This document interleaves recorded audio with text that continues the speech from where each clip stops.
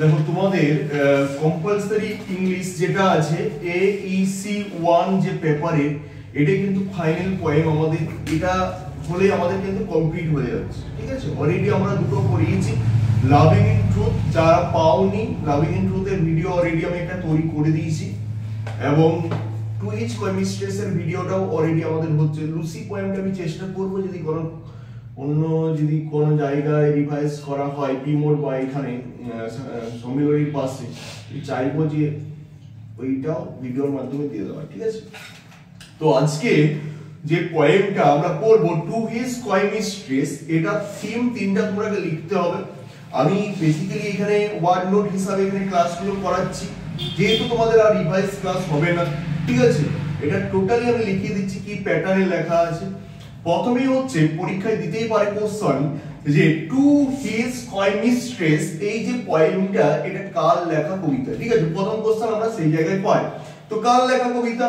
Andrew Marvell. হ্যাঁ, Andrew মার্বেলের লেখা একটি পোয়েম, যেটার নাম কি হচ্ছে টু হিজ কমিস্ট্রেস। হ্যাঁ, টু হিজ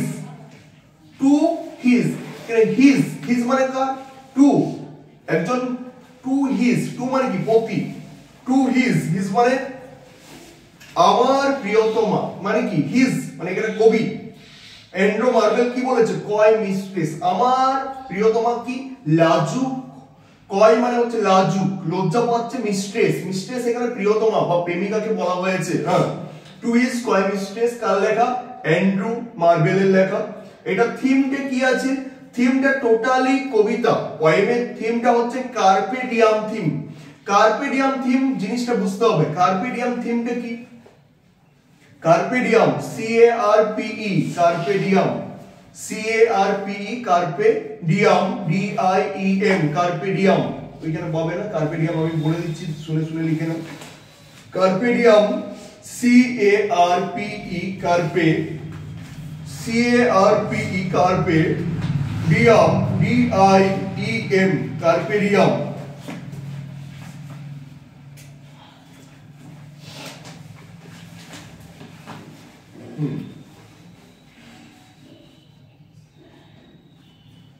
তো এই কার্পে ডিয়াম থিমের মানে কি? এটা হচ্ছে কার্পে ডিয়াম থিমের মানে হচ্ছে যতদিন তুমি বাঁচবে তোমাকে টোটালি আনন্দের সহিত বাঁচতে হবে, এনজয়মেন্টের সহিত বাঁচতে হবে। তোমার ফিউচারের কথা ভাবলে চলবে না। ঠিক আছে, তোমার প্রেজেন্টের কথা তোমাকে ভাবতে হবে, পাস্টের কথা ভেবে আফসোস করলে চলবে না। কার্পে ডিয়াম থিমের মানে হচ্ছে আজকের দিনটাকে তুমি গুরুত্ব দাও, আজকের দিনটাকে তুমি এনজয়মেন্ট করো। মানে কি? Present time is the most important time. আমরা দেখেছি today is most important time, মানে আজকের সময়টা হচ্ছে তোমার কাছে গুরুত্বপূর্ণ সময়। কেন বলো তো? আজকের দিনে তোমার কিছু করার, কিছু পরিবর্তন করার তোমার হাতে ক্ষমতা আছে, কিন্তু তুমি যে দিনটা চলে গেছে মানে গতকাল, সেটা কিন্তু তুমি পরিবর্তন করার কি কোনো তোমার হাতে পাওয়ার আছে? বলো, আছে কি পাওয়ার? তোমার হাতে পাওয়ার কোনো কিছু আছে না।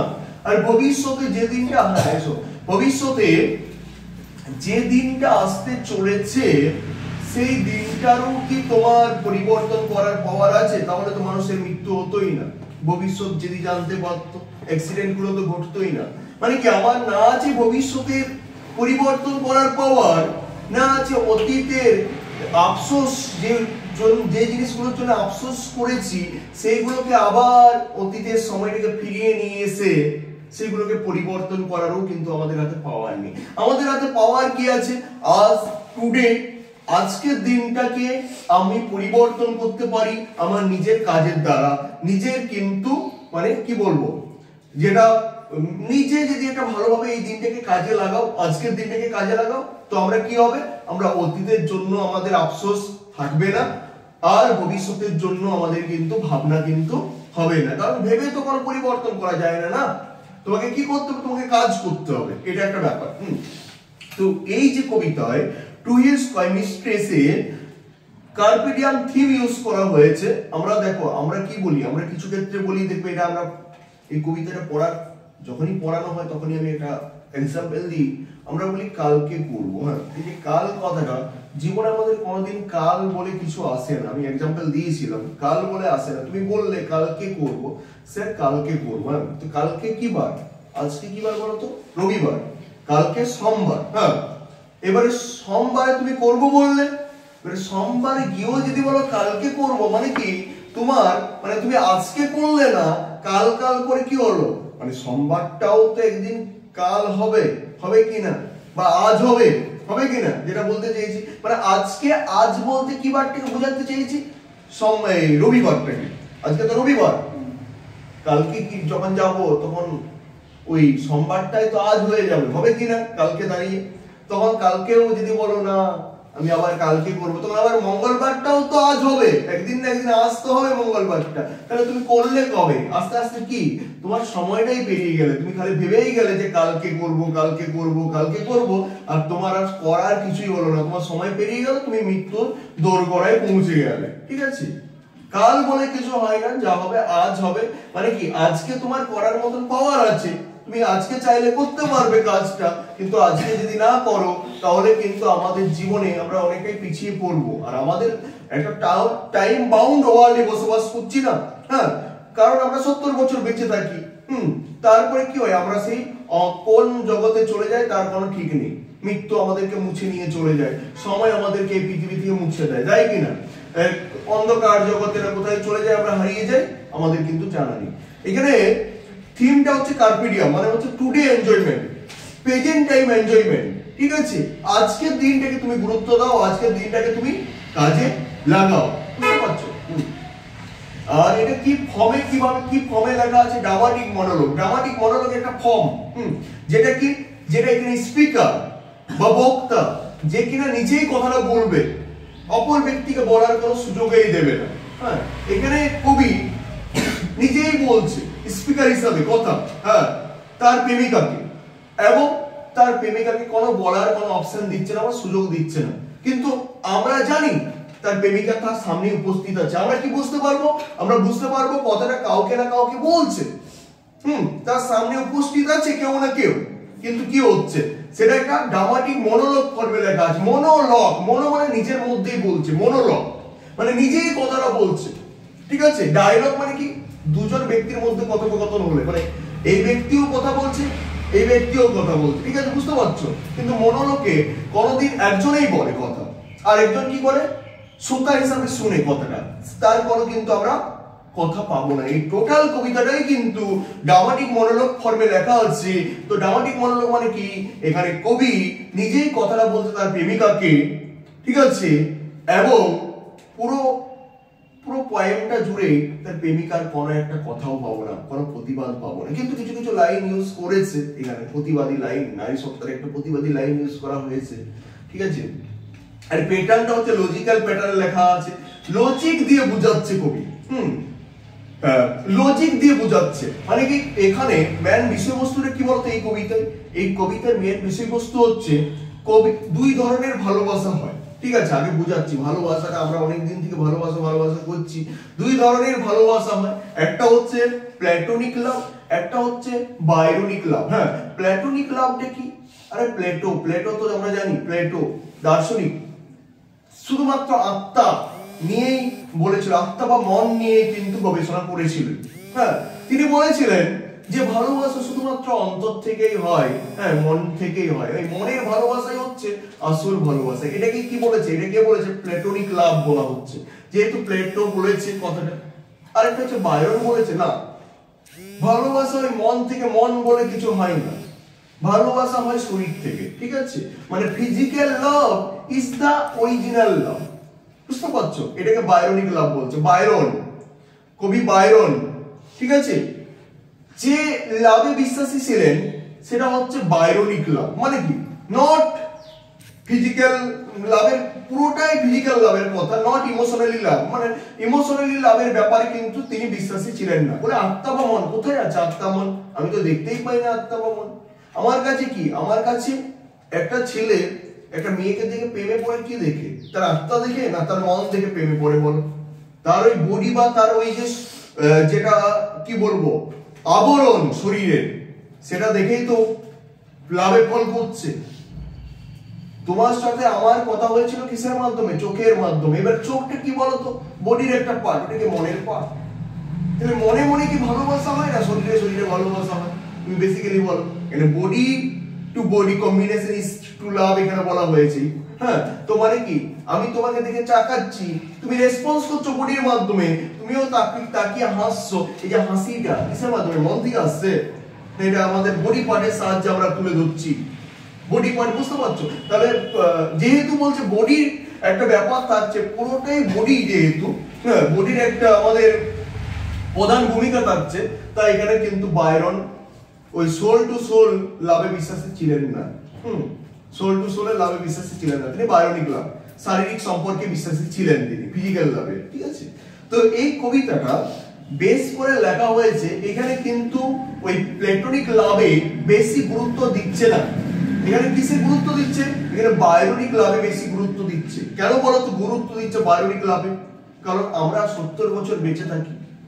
70 বছরের মধ্যে আবার যৌবন যে কাল, সেটা খুব কম দিনের জন্য আবার থাকে। ঠিক আছে, কয়েকটা বছর।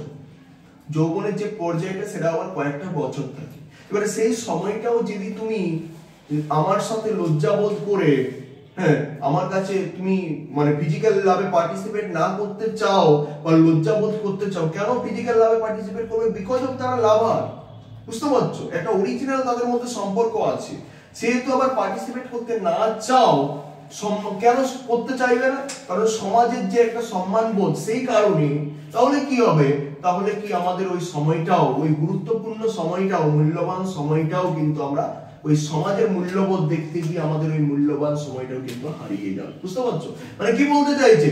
সঠিক সময়ে যে জিনিসটা করা উচিত, তোমার সমাজের মূল্যবোধ দেখা চলবে না সেই জায়গায়, সেখানে কি করতে হবে? সেই সময়ে সেই কাজটা কিন্তু করা উচিত। এই জায়গায় কবিতার মূল থিম।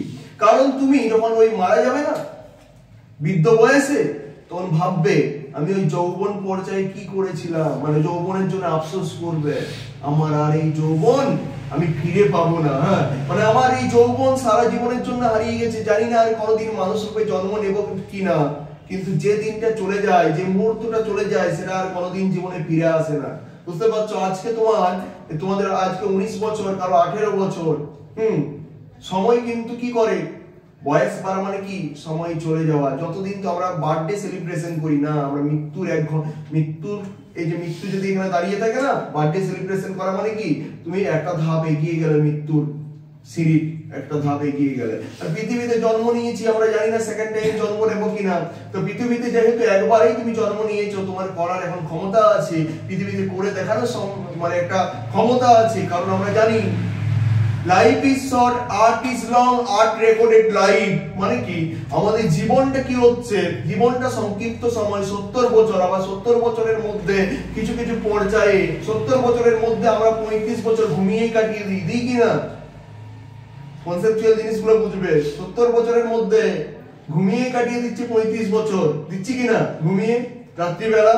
35 বছরের মধ্যেও আবার দিনেও কেউ ঘুমায়, দিনেও তো আমরাও ঘুমাই মাঝে মধ্যে, দেখবে আমাদের ঘুম পেলে দিনেও ঘুমিয়ে কাটাবার চেষ্টা করি। লজিকটা বুঝো। তাহলে ঘুমিয়ে কেটে দিচ্ছি, দিনে যদি কেউ ঘুমায় 20 বছর বাঁচছ, হিসাব করলে দেখা যায় 20 বছরের মধ্যে আবার ভয়ে ভয়ে বাঁচছে কেউ, কেউ লজ্জাবোধ অনুভব করে বাঁচছে, কেউ সমাজের সিস্টেম থেকে ভয় পাচ্ছে, কেউ একে গালিগালাজ দিয়ে বাঁচছে, কেউ এর নামে চক্রান্ত করে বাঁচছে। আরে 20 বছর বাঁচবে জীবনে, আর সেই জীবনটা অন্তত নিজেকে একটু সময় দাও, নিজে ভালোভাবে অন্তত বাঁচো। আজকে মানুষের সাথে চক্রান্ত, পাশের বাড়িটা আমরা গ্রাম বাংলায় দেখি, আমরা দেখেছি, আমাদের বাড়ির সামনে সামনে নিয়ে দেখেছি। হ্যাঁ, গ্রাম বাংলার মানুষের মধ্যে হিংসার জিনিসটা বেশি আছে, আমাদের শহরাঞ্চলেও আছে, নেই বলবো না। কিন্তু যারা এই হিংসা বা চক্রান্ত করে বা ঝামেলা ঝঞ্ঝাটের সাথে যুক্ত হয়, আমার মনে হয় না জীবনের সঠিক সময়টা তোমার এই ঝগড়ার মাধ্যমে, ঝামেলার মাধ্যমে, বা তোমার এই যে আমাদের এই 20 বছরের মধ্যে কত রাগ অভিমান, কত মানুষের সাথে বিদ্বেষ, কত কিছুর মাধ্যমে এই জীবনটা শেষ হয়ে যাচ্ছে। ঠিক আছে, মাত্র 20 বছর বাঁচবো, তাতেও এত কিছু ঝামেলা। কেউ ধন সম্পত্তির জন্য ছুটাছুটি করছে, কেউ বাড়ির পর বাড়ি বানিয়ে নিচ্ছে, কেউ রক্ত চুষে নিচ্ছে গরিব মানুষের, কেউ বড় লোক হচ্ছে তো হয়েই যাচ্ছে। ঠিক আছে, কত কিছু ঘটনা দেখছি। এই যে ঘটনাগুলো না, এটা এই ঘটনাগুলো 20 বছর যে সময়টা বাঁচবে, তুমি নিজের জন্য বাঁচো, সঠিকভাবে বাঁচো, ঠিক আছে? অন্তত 20 বছর সময়টা একটু ভালোভাবে বাঁচার চেষ্টা করো। আজকে গৌতম বুদ্ধ দেখিয়েছে কি সবচেয়ে মানে তিনি তো গৌতম বুদ্ধ তো তিনি গৌতম বুদ্ধের কথা ছাড়ো, আমি একটা কথা বলি, অশোকের কথা বলি। অশোক তো রাজা ছিল, তাও তো সে বৌদ্ধ ধর্ম গ্রহণ করেছে। কেন? একটু শান্তির জন্য। মানুষের সবচেয়ে ইম্পর্টেন্ট জিনিস হচ্ছে পয়সা নয়, পয়সার থেকেও যদি কোনো ইম্পর্টেন্ট জিনিস হয় সেটা হচ্ছে শান্তি। তাতে যদি পয়সার মাধ্যমে শান্তি আসে তাহলে পয়সাটাও তোমাকে ইনকাম করতে হবে, কিন্তু সবচেয়ে মূল্যবান জিনিস আগে শান্তি, পিস। অনেকের পয়সা আছে অথচ শান্তি নেই, তাহলে কিন্তু সে স্যাটিসফ্যাকশন পাবে না। শান্তির জন্য যদি পয়সা ইনকাম করতে হয়, পয়সা ইনকাম অবশ্যই করতে হবে, কিন্তু শান্তিটা আগে প্রয়োজন, পিস। দেখো আজকে অশোক কি করলো, যখন দেখলো কলিঙ্গ ওয়ার, কলিঙ্গের যুদ্ধে অত মানুষের যখন দেখলো যে আমি যুদ্ধের পরে এত মানুষ তো প্রাণ হারিয়েছি, তখন সে বুঝতে পারলো আমি এদের মৃত্যুটাকে সহ্যই করতে পারলো না। সে একটু শান্তির জন্য কি করলো, বুদ্ধ ধর্ম গ্রহণ করলো এবং সে ধ্যানে মগ্ন হতে চলে গেল বুদ্ধ ধর্ম গ্রহণ করে। বুঝতে পারছো? মানে শুধুমাত্র শান্তিটা দরকার, শান্তি ছাড়া তুমি কোনো কিছু জিনিস করতে পারবে না। জীবনে কিন্তু শান্তি না থাকলে কিছুই করা যাবে। তো এই কবিতায় কবি তার প্রেমিকাকে বোঝানোর চেষ্টা করছে, দেখো আমরা মাত্র একে তো হিসাব দেখতে গেলে 20 থেকে 25 বছর বড় জোর বাঁচবো, কারণ আমরা ওই যে নাইটের সময়টা ঘুমিয়ে কাটিয়ে দিই, বললাম যেটা, ঠিক আছে? তো বাঁচবো এই সময়টার মধ্যে আবার 5 থেকে 6 বছর বা বড় জোর 10 থেকে 12 বছরে যদি ধরি আমরা যৌবন কালটা পাবো। আর তুমি কি করছো, তুমি আমাকে ভালোবাসো, আমি তোমাকে ভালোবাসি, কিন্তু তারপরেও তুমি কি করছো, ফিজিক্যাল লাভে পার্টিসিপেট করতে চাইছো না, শুধুমাত্র প্ল্যাটনিক লাভই করছো, মন থেকে মন। কতদিন আর মনে মনে ভালোবাসবে? একটা সময় পরে এই মনের ভালোবাসা বৃদ্ধ বয়সেও হয় কিনা? দেখো বুড়ো বুড়ি চলে গেছে মেলায় গিয়ে করে ছবি তুলছে, সেলফি নিচ্ছে, অনেক কিছুই হচ্ছে এখন সোশ্যাল মিডিয়ায় যেগুলো ভাইরাল হয়, কিন্তু বায়োনিক লাভটা ওই বুড়ো বয়সে সম্ভব নয়। তাহলে তো একটা যে করে একটা ছোট ছেলে বা একটা যৌবন পর্যায়ের ছেলে সে একটা মানে বুড়ির সাথেও তো লাভে ফল করতো, করেছে কি না? একটা জিনিসগুলো বুঝবে, লজিকগুলো বোঝার চেষ্টা করবে। একটা 18 বছরের মেয়ে একটা ছোট ছেলে 7 বছরের বাচ্চার সাথেও তো লাভে ফল করতো, করে কি না? লাভে ফল করে না। তারা লাভে ফল কি করছে, সমবয়সীর সঙ্গে কিন্তু লাভে ফল করছে, মানে কি এরও যৌবন পর্যায় ওরও যৌবন পর্যায়, সেই সময়ে লাভে ফল করছে। তাহলে সময় ইজ মোস্ট ইম্পর্টেন্ট নয়, টাইম ইজ মোস্ট ভ্যালুয়েবল নয়। এখানে সময়টার এখানে গুরুত্ব আছে কিনা?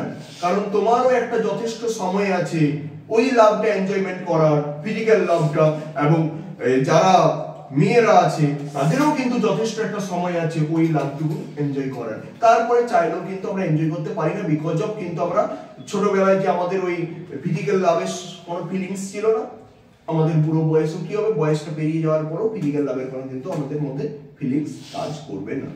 এই কবিতার মূল বিষয়বস্তু হচ্ছে সমাজকে মানে কি বলছে, বলে না সমাজকে রেখে দাও একটা সাইডে, সমাজ বিভিন্ন জিনিস নিয়ে কথা বলে। সমাজ আজকে বলবে ভালো হলো তোমাকে খারাপ বলবে, খারাপ হলো ভালো বলবে, সমাজ শাড়ি পরলেও খারাপ বলে, সমাজ ওয়েস্টার্ন পোশাক পরলেও খারাপ বলে। সমাজ কোন জিনিসটাকে, একটা জিনিসকে নিয়ে বলে না যে সমাজ এই জিনিসটা নিয়ে ভালো বলে। সমাজের তো সব মানুষ এক নয়, সমাজের সব মানুষেরও তো মন রাখতে পারবে না।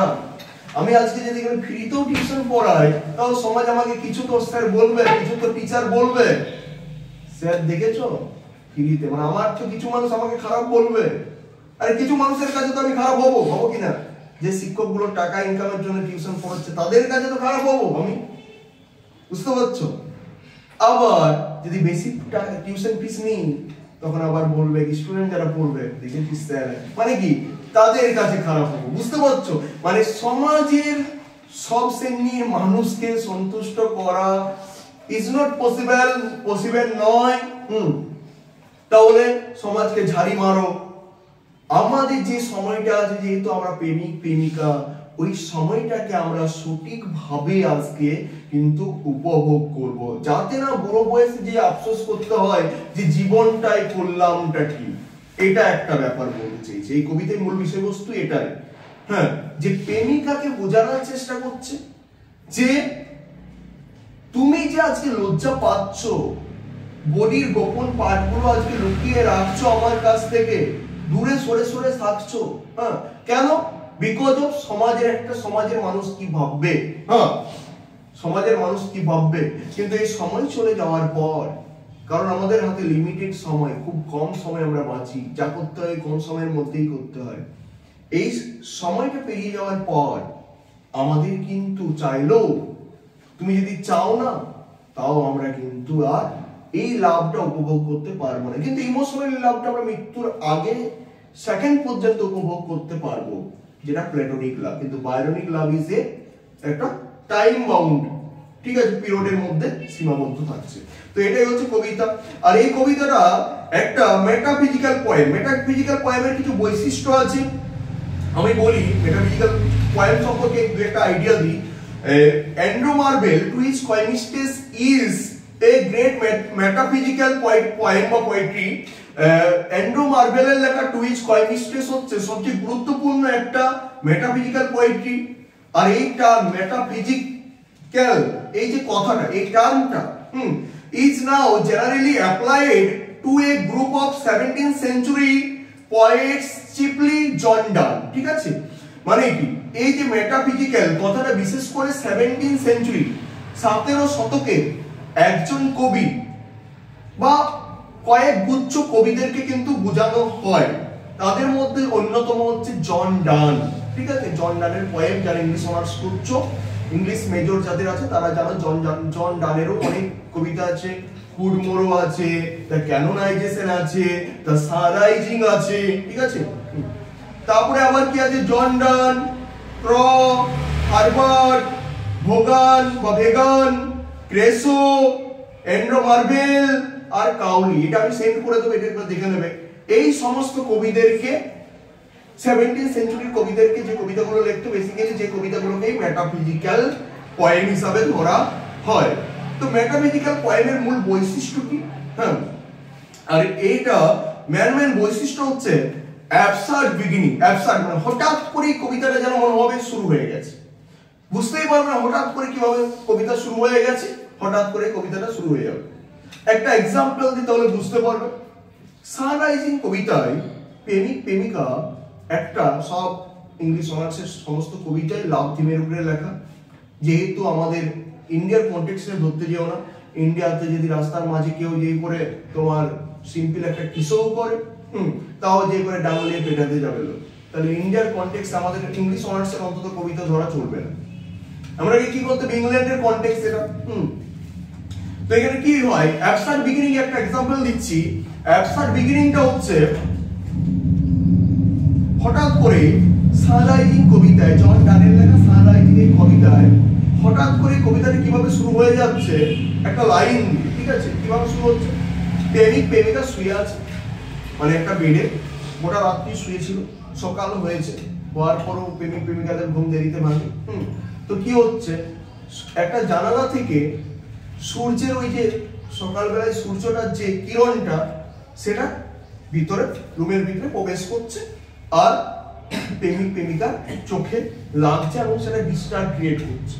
ঠিক আছে, তখন প্রেমিক তো রেগে গেছে, সূর্যকে গালিগালাজ করতে শুরু করে দিয়েছে। হ্যাঁ, যে ফুল, হ্যাঁ ওল্ড ফুল, হ্যাঁ যে বৃদ্ধ বোকা, তোমার অত বয়স হয়ে গেল, তোমার মানে নির্লজ্জ বোধটুকু নেই, সিম্পল একটু মানসিকতা বোধ নেই। দেখতে পাচ্ছ রুমের মধ্যে প্রেমিক প্রেমিকা শুয়ে আছে, তুমি উকি মেরে দেখছো, মানে কি এখানে কি সূর্যটাকেও গালিগালাজ দিতে সারেনি। ঠিক আছে, যে তোমার একটা রেসপন্সিবিলিটি আছে, তোমার একটা মানে ডিসিপ্লিন মেনটেন করতে জানো না সূর্য তুমি। হ্যাঁ, জানো রুমের মধ্যে দুজন শুয়ে আছে, প্রেমিক এবং প্রেমিকা, আর তুমি তাদেরকে ডিস্টার্ব ক্রিয়েট করছো। ওই জানালার ওই যে একটু ফাঁকা অংশটা ছিল, সেখান থেকে কি হচ্ছে, সেখান থেকে আলো প্রবেশ করছে, সূর্য কিরণ প্রবেশ করছে। তুমি কি ভাবো নিজেকে, যে তুমি সবাইকে তোমার বাঁধা ধরা নিয়মে তুমি চালাও? বলো তো, সূর্যটাই তো টাইম মেনটেন করছে। মেনটেন করে কে? সূর্যটাই তো মেনটেন করে। সকাল, তারপরে যখন মাঝে চলে যায় দুপুর, বিকেল, সন্ধ্যা, মেনটেন করে কিনা? না সূর্য তুমি কিন্তু আমাদেরকে পারবে না টাইম মেনটেন করতে। কোন প্রেমিক প্রেমিকারা ওই সূর্যের সময় মেনটেন করে না, করে রাত্রি 12টার সময় ফোন এলো প্রেমিকার, সে বেরিয়ে গেল। রাত্রি 1টার সময়ও বিপদে পড়লে তাও ছুটে যাচ্ছে। ঠিক আছে, তাদের কাছে কিন্তু রাত্রিবেলাটাই দিনের বেলা। মানে কি, প্রেমিক প্রেমিকারা কিন্তু সময় সূর্যকে মেনটেন করে না। তুমি সবাইকে মেনটেন করাতে পারো, কিন্তু আমাদেরকে কিন্তু মেনটেন করাতে পারবে না। হ্যাঁ, সূর্যটা তুমি আমাদেরকে ভয় দেখাতে পারবে না। তুমি নিজেকে কি ভাবো? বিরাট শক্তিমান, শক্তিশালী। তুমি কি ভাবো? সবাইকে আলো দাও? না সূর্য, তুমি কিন্তু শক্তিশালী নও। দেখবো আমি একটা এক্সাম্পল দেবো, প্যারাডক্স। হ্যাঁ, এই যে এক্সাম্পল, একটা বাচ্চা, ছোট বাচ্চা শিশু যে সদ্যজাত জন্ম নিয়েছে, সে তোমাকে পর্যন্ত অন্ধকার করে দিতে পারবে। তোমার ক্ষমতা আছে, তোমার শক্তি আছে, সে কি করে অন্ধকার করে দিতে পারবে রে বাবা? এই ছোট্ট যে জন্ম নিয়েছে শিশুটা, সে চোখটা বন্ধ করে দেবে। হ্যাঁ, তাহলেই তো অন্ধকার হয়ে গেল। তুমি পারবে তাকে আলো দিতে? তুমি অন্ধ একজন মানুষ, অন্ধ একজন মানুষ। আরে এখানে পুরোপুরি তোমার লজিক দিয়ে বুঝিয়ে দিচ্ছে। হ্যাঁ, তুমি ভাবো যে তুমি সবাই গোটা পৃথিবীকে আলো দিচ্ছ, একজন অন্ধ তাকে পারো আলোকিত করতে? তোমার যে ক্ষমতা দেখাচ্ছ, তুমি কিসের ক্ষমতার বড়াই করো?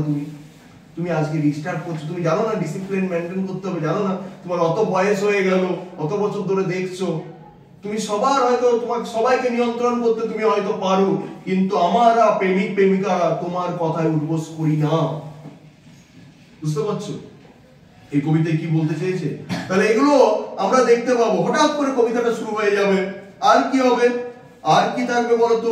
এইখানে উইটি ইমেজ, বুদ্ধিদীপ্ত কিছু ছবি আমাদের চোখের সামনে ভাসিয়ে দেওয়া হবে।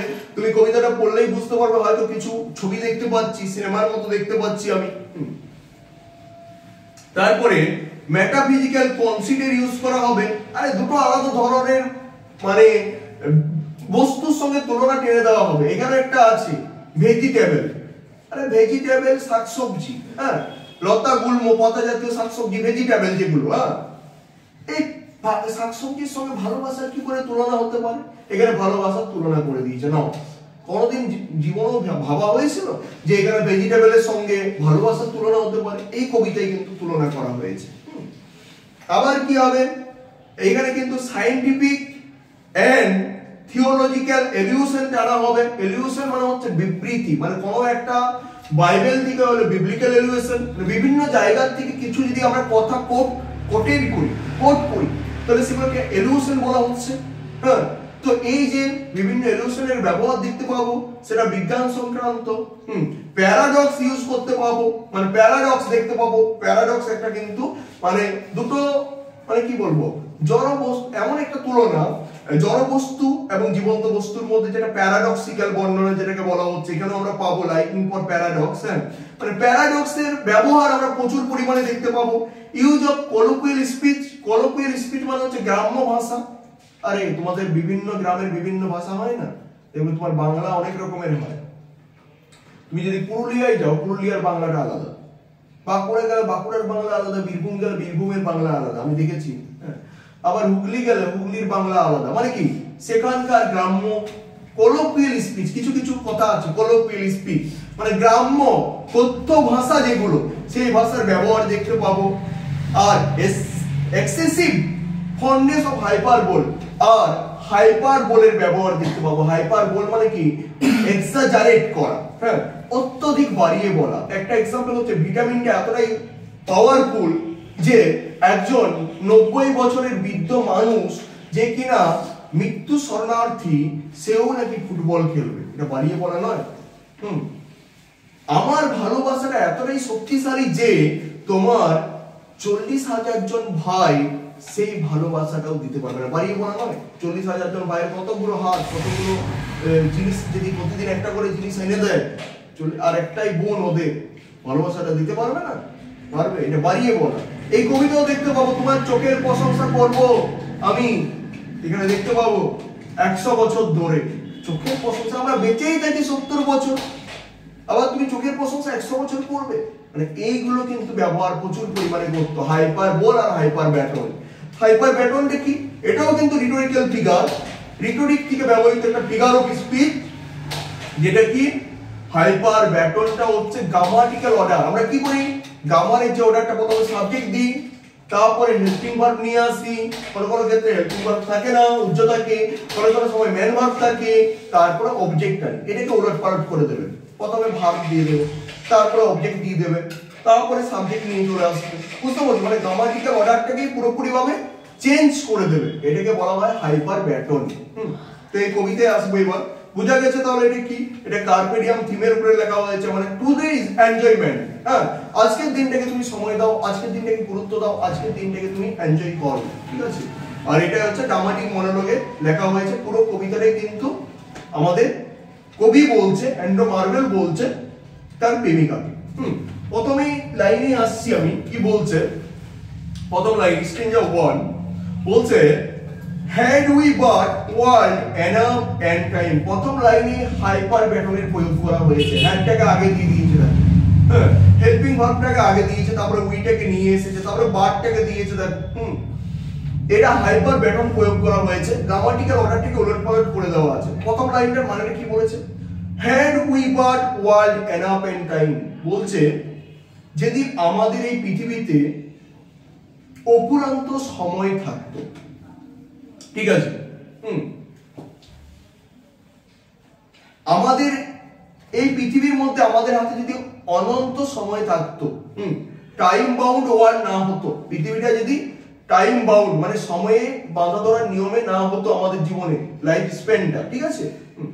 দিস কয়েনেস লেডি, আমার লাজুক প্রেমিকা, হ্যাঁ, this coyness lady I know crime, তুমি যে আমার কাছে লজ্জা পাচ্ছ না, হ্যাঁ, তোমার বডিটা আমার কাছ থেকে দূরে দূরে সরিয়ে রাখছো, বা তুমি ফিজিক্যাল লাভে পার্টিসিপেট করতে চাইছো না, হ্যাঁ, এটাকে আমি তাহলে ক্রাইম বলে মনে করতাম না। এখন কিন্তু মনে করি, এখন মনে করি ক্রাইম করছো আমার কাছে তোমার বডিটাকে দূরে সরিয়ে রেখে। কেন করছো?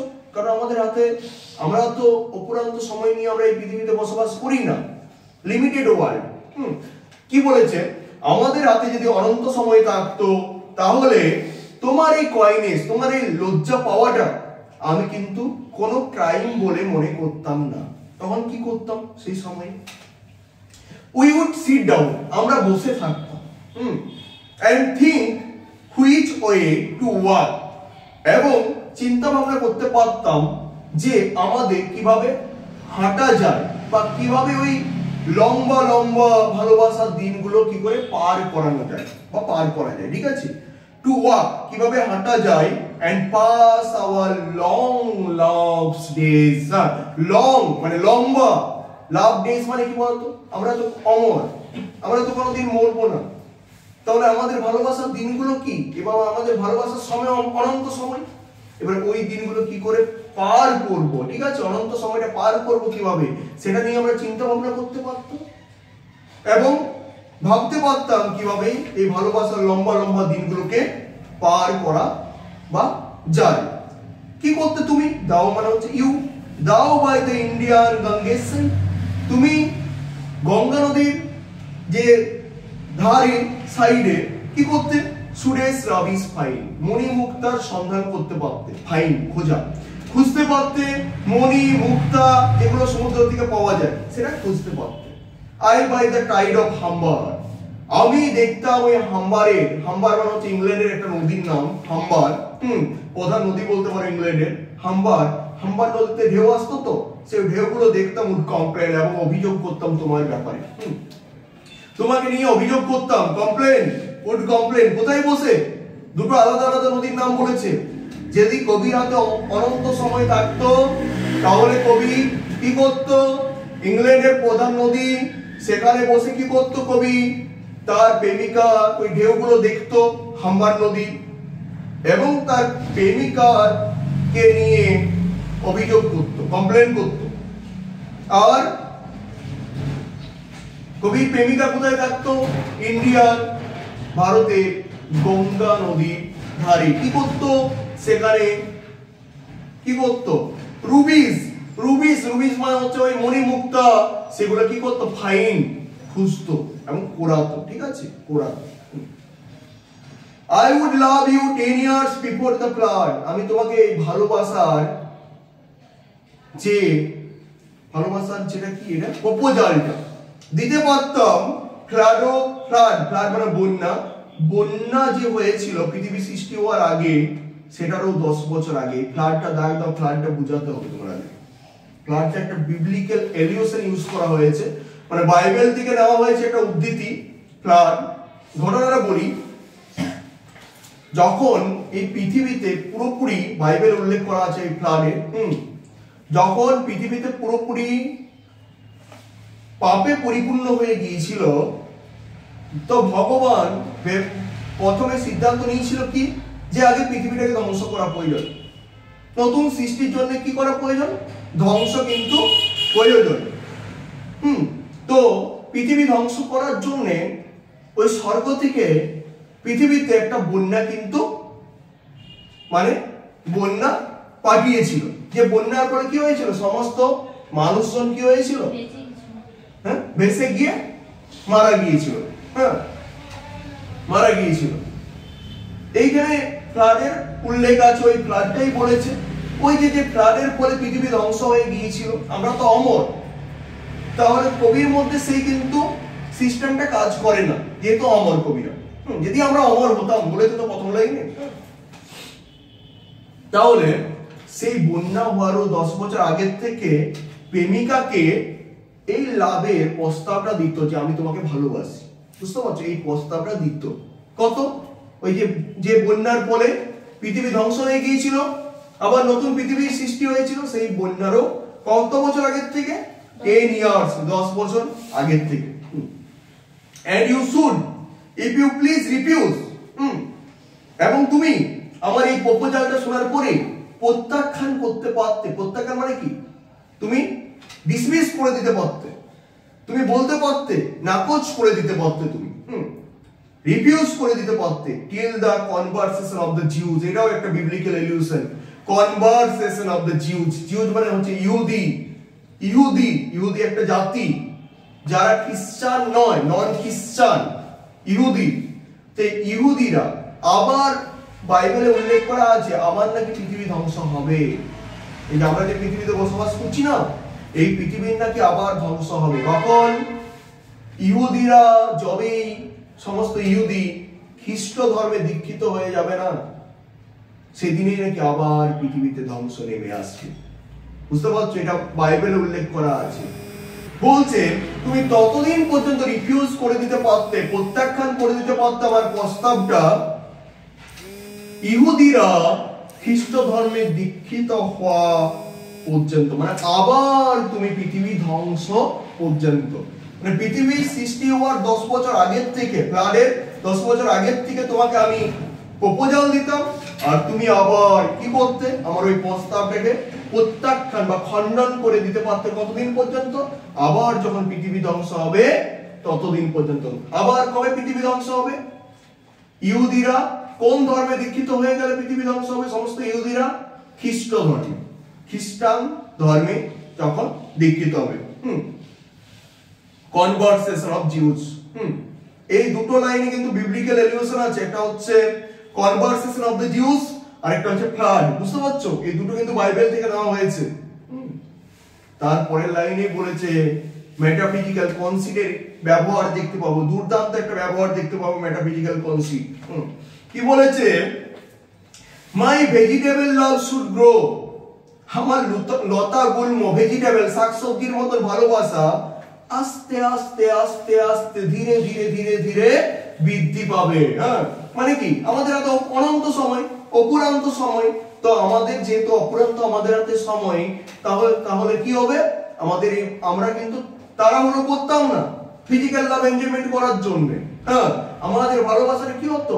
এখানে প্ল্যাটোনিক লাভের কথা বলেছে, ইমোশনালি লাভের কথা বলেছে। আস্তে আস্তে আস্তে আস্তে ধীরে ধীরে ধীরে ধীরে আমরা কিন্তু ভালোবাসতাম, ভালোবাসার দিনগুলো পার করতাম। Vaster than empires and more so, ওই একটা সাম্রাজ্য যেমন গড়ে ওঠে আস্তে আস্তে আস্তে আস্তে অনেকটা সময় ধরে সাম্রাজ্য গড়ে ওঠে, সেই সাম্রাজ্য গড়ে ওঠার মতোই কিন্তু আমার ভালোবাসাটাও কিন্তু আস্তে আস্তে আস্তে আস্তে কি হতো? বেড়ে উঠতো মোর স্লো, আরো ধীর গতিতে। দেখো এবারে হাইপার বোলের ব্যবহার দেখতে পাবো। হাইপার বোল মানে হচ্ছে বাড়িয়ে বলা, কতটা বাড়িয়ে বলতে পারে সেটাই দেখা যাবে এখানে। দেখো কি বলেছে, and 100 years should go to praise, এবং তোমার ওই চোখের যে চাহনি, কি সুন্দর তোমার চোখের চাহনি, হ্যাঁ, and 100 years, তোমার কপালে যে চোখের চাহনি গুলো আছে না, সেই চোখের চাহনি আমি প্রশংসা করতে পারতাম। and 100 years, 100 বছর ধরে পরীক্ষায় দেয় অ্যান্ড্রু মার্ভেল এখানে তার প্রেমিকার চোখের প্রশংসা করতে পারতো যদি তার হাতে অনন্ত সময় থাকতো, তাহলে কত বছর, and 100, 100 বছর ধরে। thin eyes, তোমার ওই চোখ, কি সুন্দর চোখ, thin eyes, and on the forehead gaze, forehead gaze মানে হচ্ছে ওই চোখের যে forehead, কপালের মধ্যে যে ভুরু আছে বা চাউনি তোমার gaze, সেটার প্রশংসা করতে পারতাম। 200 to above each breast, তোমার বুকে আমি প্রশংসা করতে পারতাম 200, 200 বছর ধরে। তোমার যেহেতু দুটো বেস্ট, সেই ক্ষেত্রে তোমাকে 200, 200, 400 বছর ধরে এক একটা বেস্টের কিন্তু আমি প্রশংসা করতে পারতাম, ঠিক আছে? মানে একটা একটা বেস্টের জন্য দিত 200 বছর করে, মানে 200, 200, 400 বছর ধরে প্রশংসা করতাম যদি আমাদের হাতে অনন্ত সময় থাকতো বা অপুরান্ত সময় থাকতো। একটা কন্ডিশনাল লাইন ইউজ করে দিয়েছি। তারপরে কি বলেছে, বাট এখানে তো চরম সীমায় পৌঁছে গেছে, এক্সট্রিম লেভেলে পৌঁছে গেছে হাইপার বলে, ঠিক আছে? এন্ড 30,000 টু দ্য রেস্ট, এরপরও যেসব মানে তোমার অঙ্গ প্রত্যঙ্গ গুলো আছে, প্রতিটা ওই লোম যুক্ত অঙ্গ প্রত্যঙ্গ থেকে শুরু করে সমস্ত কিছুই যা আছে, সেটার জন্য আরো আমি 30,000 বছর অতিবাহিত করে দিতাম। 30,000 ইয়ার, 30,000 বছর টু দা রেস্ট। রেস্ট মানে কি, বাকি যে অঙ্গ প্রত্যঙ্গ গুলো বাদ গেছে সেইগুলোর জন্য আরো 30,000 বছর কিন্তু আমি কি করতাম, পার করে দিতাম। And as at last to each part, এবং শেষ এক বছর আবার যদি কিছু পার্ট বাকি থাকতো, শরীরের অঙ্গ প্রত্যঙ্গ বাকি থাকতো, সেটার জন্য ব্যয় করতাম। And the last age should show your heart, show your heart, হ্যাঁ। কিন্তু সমস্ত প্রশংসা করার পরে শুধুমাত্র এক বছর দিতাম তোমার ওই হৃদয়ের প্রশংসায়। মানে কবি এখানে কি দেখাতে চেয়েছেন, কবির কাছে ইম্পর্টেন্ট নয় তার প্ল্যাটোনিক লাভ, তার মনের ভালোবাসাটাকে কবি এখানে প্রাধান্য দিতে চাইছে না। কবি এখানে প্রাধান্য দিতে চাইছে বায়োনিক লাভ, শরীরটাকে প্রাধান্য দিতে চাইছে, তার শরীরের বিভিন্ন অঙ্গ প্রত্যঙ্গ গুলোর প্রশংসায় দেখতে পাচ্ছ তো কত করছে, কিন্তু ওই হৃদয়ের বা মনের প্রশংসা মাত্র বলছে এক বছর পূর্ব। কি কারণে এখানে ইউজ করা হয়েছে বুঝতে পারছো এই লাইনটা? মানে কি, কবি যে নট ইন্টারেস্টেড ইমোশনালি লাভ বা প্ল্যাটোনিক লাভ, প্ল্যাটোনিক লাভের প্রতি বা ইমোশনালি লাভের প্রতি যে ইন্টারেস্টেড নয়, সেটা এই লাইনটাই আমরা বুঝতে পারছি। কবি কিসের প্রতি ইন্টারেস্টেড, বায়োনিক লাভের প্রতি, ফিজিক্যাল লাভের প্রতি।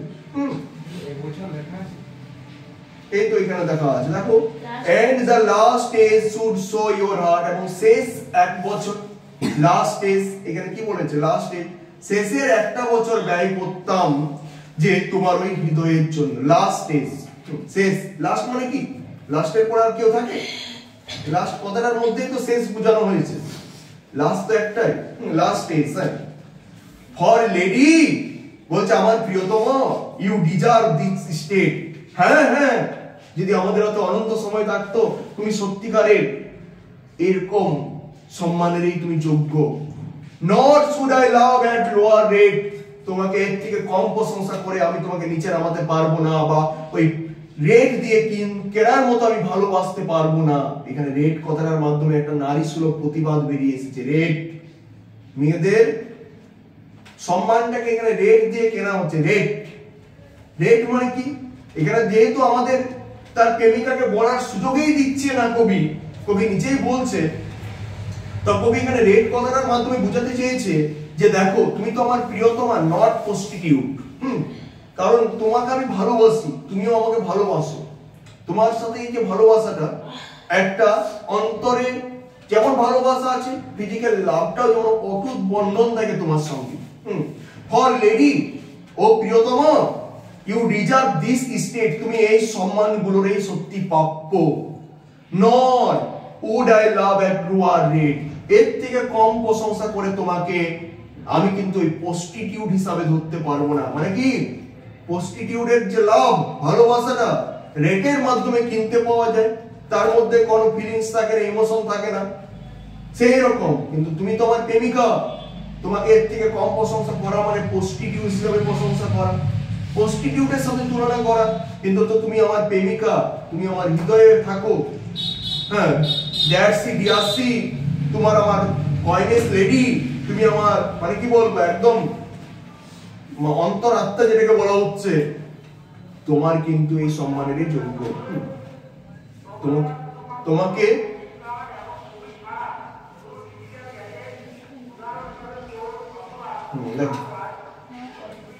এর থেকে কম প্রশংসা করে তোমাকে কিন্তু আর আমি ছোট করতে পারবো না, কারণ তুমি হচ্ছে আমার লাভ।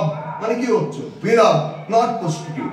এই লাইনটার মাধ্যমে বুঝাতে চেয়েছি। তারপরে দেখো কি বলেছে, তারপরে লাইনটায় কবি সমস্ত তথ্যগুলো নাকচ করে দিচ্ছে আর বলছে, but at my back I always hear time winged chariot hovering near। হ্যাঁ, কি বলেছে, কিন্তু আমি যখন পিছনে ঘুরে তাকাই দেখতে পাই যে আমাদের হাতে সময় খুব একটা বেশি নেই।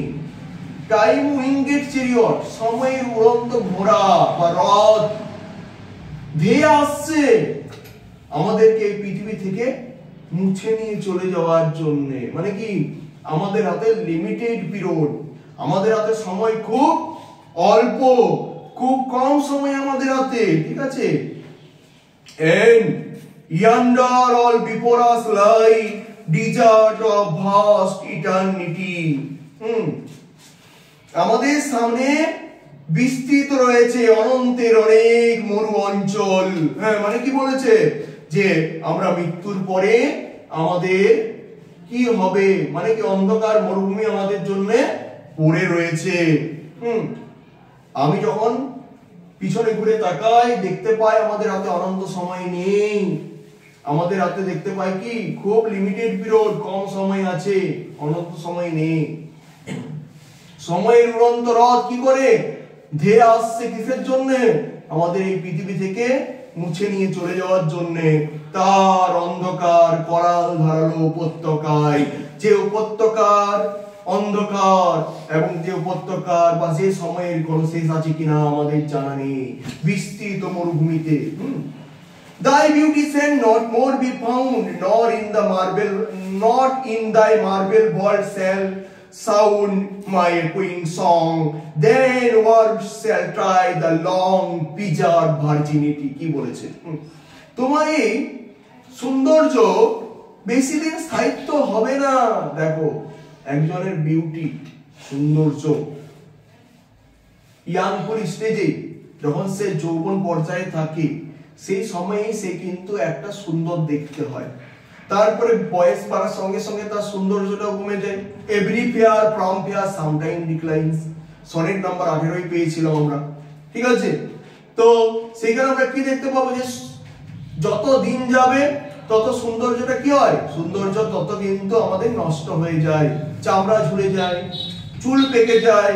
মানে কি আস্তে আস্তে আস্তে সৌন্দর্যটা কি হয়, যত দিন যায় সৌন্দর্যটা ডিক্রিজ হতে শুরু করে, হ্রাস হতে শুরু করে, হ্রাস পায়। Nor in the marble walls shall sound my queen green, then worms shall try that long preserved virginity। তোমাকে যখন না ওই কবর দেওয়া হবে মৃত্যুর পরে, কোথায়, মার্বেল ভল্ট। মার্বেল ভল্ট মানে কি, ওই যে মার্বেলের সমাধি সৌধ, কবর দিয়ে করে দেওয়া হবে। সেই সময় যদি আমি আবেদন করি না, হ্যাঁ, যে বারবার বারবার, একুইন কেন বলেছে, একুইন কেন বলেছে, ইকো ইকো ইকো, জানো তো ইকো, ইকো কখন হয়, ওই কোন চিৎকার করলে যে কথাটা যখন ঘুরে আসে, ইকো হচ্ছে বলি না। হ্যাঁ, তো আমিও তোমাকে যদি বারবার বারবার বারবার তখন সেই মৃত্যুর পরে বলি, যখন তুমি ওই মার্বেল ভল্টের নিচে আছো, কবরের নিচে আছো, হ্যাঁ, তখন যদি বলি চলো আমরা ফিজিক্যাল লাভ পার্টিসিপেট করি, এনজয় করি, চলো, হ্যাঁ, তখন কি হবে, তখন কিন্তু সেই সাউন্ডটা, সেই গানটা, আমার যে আবেদনটা, সেটা কিন্তু তোমার কানে পৌঁছাবে না। Then worms shall try that long preserved virginity, এবং তোমার ওই যে আমার কাছে আজকে লুকিয়ে রেখেছো যে ভার্জিনিটি, যে পবিত্রতা, যে সতীত্বতা, হ্যাঁ, যে লুকিয়ে রেখেছো, যেটার জন্য তুমি আমার কাছে আসতে চাইছো না, সেই লং পিজার ভার্জিনিটিটা কি করবে? ওয়ার্মস উইল ট্রাই, নষ্ট করার চেষ্টা করবে। কারা? পোকামাকড়েরা। বুঝতে পারছো? পোকামাকড়েরা তো চেষ্টা করবে মাটির নিচে। যখন তুমি মাটির নিচে কবরের মধ্যে থাকবে, তখন কি করবে? ওই পোকামাকড়গুলো কি করবে? তোমার ওই যে গোপন অঙ্গগুলো, সেইগুলোকে নষ্ট করে দেওয়ার চেষ্টা করবে। তোমার বডিটাকে কি করবে? নষ্ট করে দেওয়ার চেষ্টা করবে। যে সতীত্বতা, যে পবিত্রতা আজকে আমার কাছ থেকে লুকিয়ে রেখেছো, যেটার জন্য আমার কাছ থেকে দূরে সরে আছো, and your quaint honor turn to dust and into ashes all my lust এবং তোমার ওই quaint honor, তোমার ওই সমানের সম্মান বোধ তখন কি হয়ে যাবে? ডাস্ট, ধুলোয় মিশে যাবে। পোকায় খেয়ে নেওয়া মানে কি? তুমি আটকাতে পারলে তোমার সম্মানটাকে? তখন সমাজ তোমার কোথায়? কি হলো? ডাস্ট, ধুলোয় মিশে গেল। and into ashes in my lust, আর ওই ছায়ে পরিণত হবে আমার লাস্ট যৌন ইচ্ছা। লাস্ট মানে কি? যৌন এনজয়মেন্টের যে ইচ্ছা, তৃষ্ণা, সেটাকে লাস্ট বলছে। এবং যৌন ইচ্ছাটা আমার কোথায় কিসে মিশে যাবে? ওই ছায়ে মিশে যাবে। অ্যাস মানে ছায়ে মিশে যাবে। এই তারপরে দুটো লাইন খুব অমরত্বের line, the grave's fine and private place. তুমি হয়তো আমাকে এটাও যুক্তি দেখাতে পারো আমার প্রিয়তমা, কি যুক্তি দেখাতে পারো? যে চলো না আমরা দুজন মরে যাই, আমরা দুজনকে কবর দেওয়া হবে, ওই কবরের মধ্যে আমরা দুজনে মিলে ফিজিক্যাল লাভ এনজয়মেন্ট করবো, লাভ মেকিং করবো। তাহলে না থাকবে সমাজের ভয়, না থাকবে কেউ দেখে নেওয়ার ভয় বা কমপ্লেন করার ভয়। কি বলেছে? The grave's a fine and private place. তুমি হয়তো বলতে পারো গ্রেভ, কবরে হচ্ছে এই ফিজিক্যাল লাভ বা সেক্সুয়াল লাভ উপভোগ করার অন্যতম একটা জায়গা। মানে কি? ফাইন মানে উপযুক্ত একটা জায়গা, এন্ড প্রাইভেট প্লেস মানে কি? গোপন জায়গা। বাট না, আমি বলবো না, তুমি ভুল ভাবছো, তোমার ধারণাটা ভুল, সঠিক নয়। I think do there embrace, সেখানে আমাদের বডিগুলো দুজনের পাশাপাশি হয়তো থাকবে ঠিকই, কিন্তু সেখানে আমাদের কিন্তু মন বা আত্মা থাকবে না, বা আমরা সেখানে কিন্তু দুজন দুজনকে জড়িয়ে ধরতে পারবো না, মানে আমাদের অনুভূতি গুলোই থাকবে না। মানে এখানে কি বলতে চেয়েছে? ফিজিক্যাল লাভ পার্টিসিপেট করার জন্য তোমাকে মনের দিক থেকে আবার প্রস্তুতি নেওয়াটাও প্রয়োজন।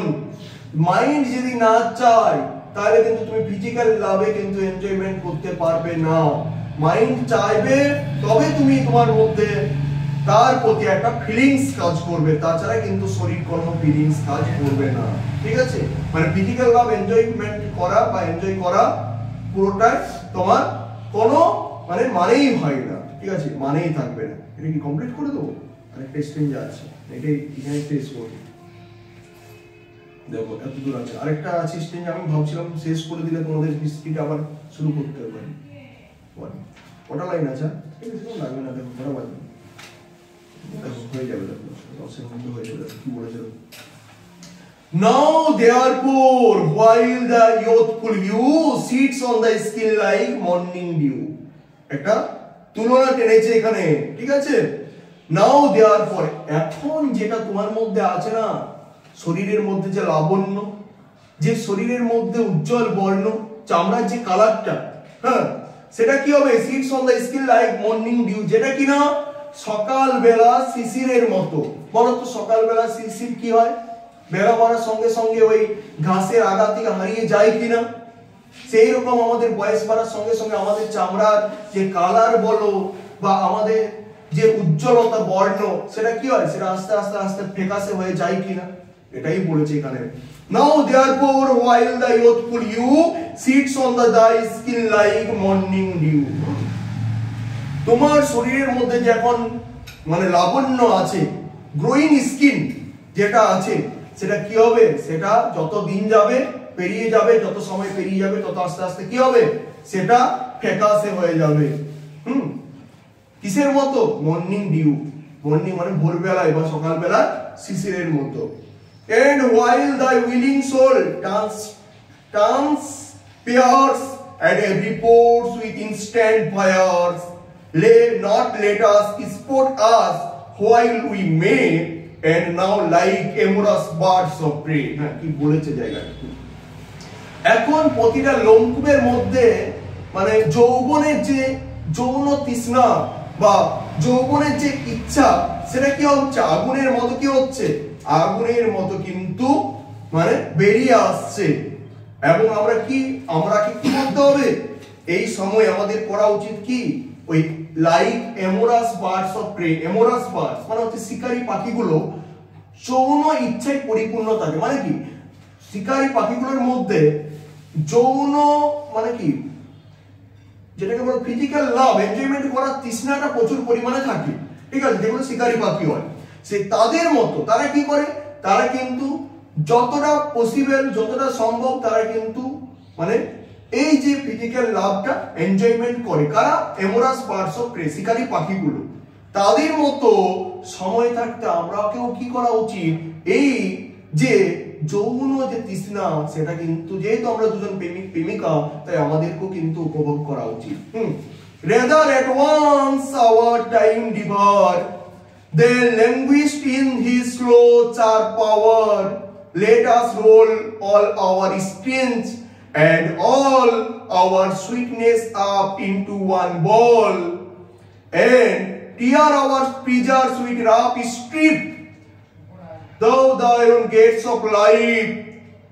Thus, though we cannot make our son stand still, yet we will make him run.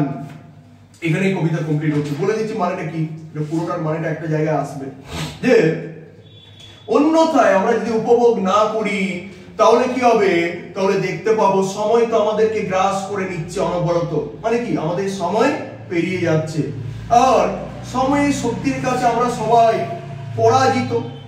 সময় আমাদেরকে যেহেতু গ্রাস করে নিচ্ছে, তাই আমরা দুজনে চলো কি করা উচিত, আমরা দুজনে ফিজিক্যাল লাভে এনজয়মেন্ট পার্টিসিপেট করি, দুজনে এক হই এবং একটা ওয়ান বল তৈরি করি। হেমিস্ফিয়ার একটা বল মানে কি, তুমি বলের একটা অংশ, আমি বলের একটা অংশ, একটা বল আমরা দুজনে মিলে একটা বল তৈরি করি এবং সমাজের ওই যত সিস্টেম আছে না, সিস্টেমকে ঝাড়ি মারি চলো। মানে কি সমস্ত সিস্টেম নিয়ম কানুন সব একদিকে সরিয়ে রেখে আমরা আমরা সময়টাকে গুরুত্ব দিই, আমাদের ফিজিক্যাল লাভ এনজয়মেন্ট করার সময়টাকে গুরুত্ব দিই।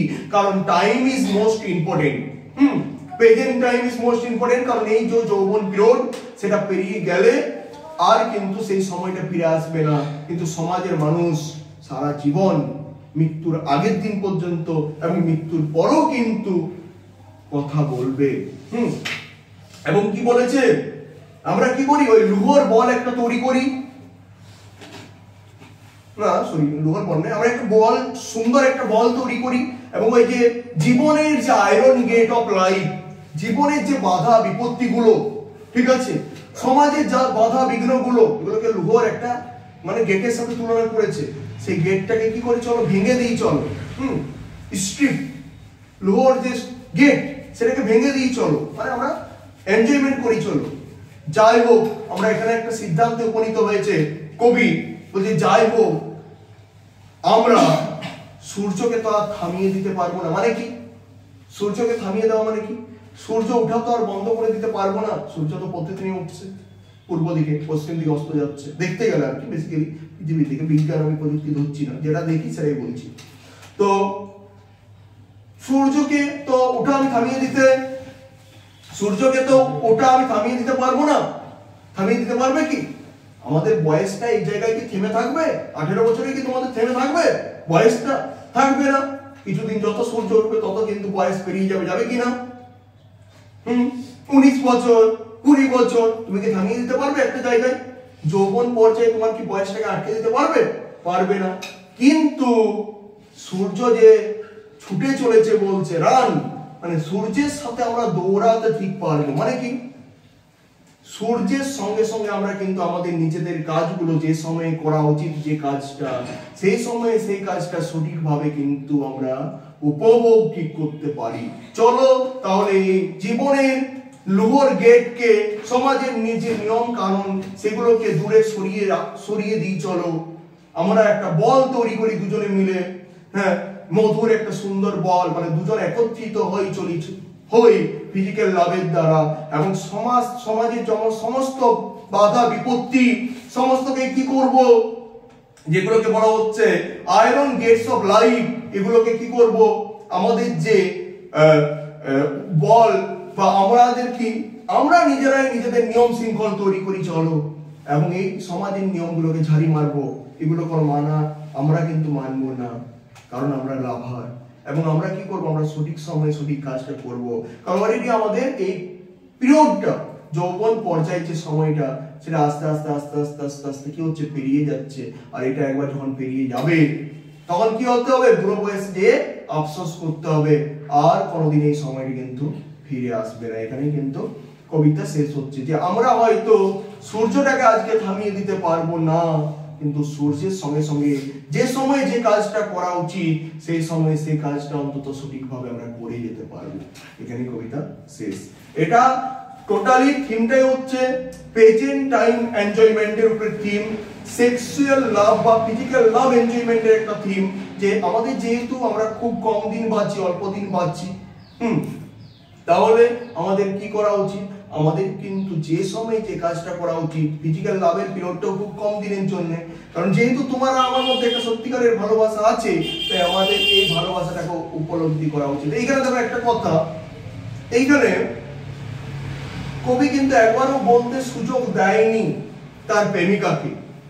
হ্যাঁ, কবি পুরো কথাটাই সমাজকে ঝাড়ি মারো যাও বলেছে, সমাজের পুরো কথাটাই সমাজের কোনো নিয়মই মানতে চায়নি, এবং তার নিজের মুখেই পুরো কথাটাই আছে, কোনো কিন্তু নিয়ম মানতে সে রাজি নয়, আর প্রেমিকাকে কোনো কথা বলতেই দেয়নি। আমরা দেখতে পাই প্রেমিকা লজ্জা পাচ্ছে ফিজিক্যাল লাভে পার্টিসিপেট করার, আর প্রেমিক সে তাকে বুঝাচ্ছে যাতে সে রাজি হয়। এই ব্যাপারটা আমরা দেখেছি এখানে।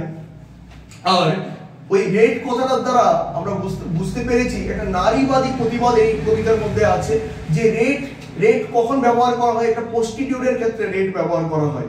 কবি এখানে বলতে চেয়েছে, তুমি আমার প্রিয়তমা, তুমি এইরকম প্রশংসারই প্রাপ্য, যদি আমাদের হাতে অপুরান্ত টাইম থাকতো, তাহলে এর থেকে কম প্রশংসা করলে তোমাকে ছোট করা হতো এই প্রস্টিটিউটের মতো, তাহলে প্রস্টিটিউট আর তুমি তো সেম পর্যায়ে হয়ে যেতে, তুমি তো প্রস্টিটিউট নও, তুমি তো আমার প্রিয়তম মিস্ট্রেস। বুঝতে পারছো, এটাই হচ্ছে কবিতা।